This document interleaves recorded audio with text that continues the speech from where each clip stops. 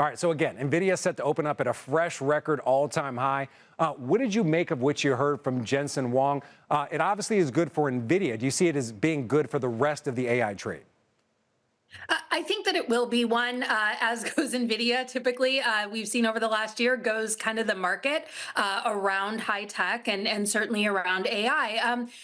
I liked that it wasn't just a, hey guys, we have a new chip coming. I think that to some extent that gets easy to promise and then say, but we don't know when yet, and kind of kick the can. These are real actionable items. These are real things that are going to be really, really useful in robotics, in self-driving cars, and really show that there's a widening in the AI trade and that it's not just about Gen AI, right? Jensen's been doing this for a very, very, very long time. And he, I think, wanted to kind of take this as a moment to remind people that they can do it in every category. It's not just about ChatGPT and AI bots. All right.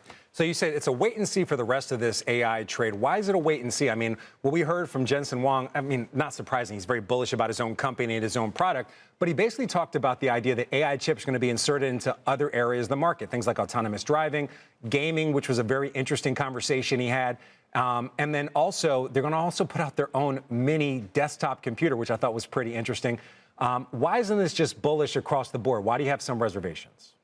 Well, to some extent, it's because of how high the market already is, right? We see that in this after-hour trading after the keynote, the Nvidia didn't jump a ton, but when you think about it, when you're already going to open at an all-time high, right? How much more do people really want to load into that trade? It's up, so much over the 1 year, over the 5 year, that the reality is that I think that to some extent the market has already pre-digested a lot of this. And so things that are incrementally good but not mind-blowing, I think are probably going to be a little bit less sort of market moving for the broader market. And I certainly think that, the Taiwan semiconductors, the ASMLs are in a different position than sort of the Microsofts, who are mainly riding the AI trade on sort of what I would think of as sort of V1 AI, the chatbots, the things that consumers are accessing, versus where things are going with robotics and self-driving cars. And so I just think that it's not going to be an across the board up and to the right. Very quick, Sarah, we do have to go. I do want to ask you, this is good for Nvidia, a maybe for the rest of the AI trade. I want to talk to you about two chip makers, Marvell and Broadcom, that have gained since the election. Is this potentially bad for them? Are we going to see more flows go back to Nvidia and go away from these other two chip names in your mind?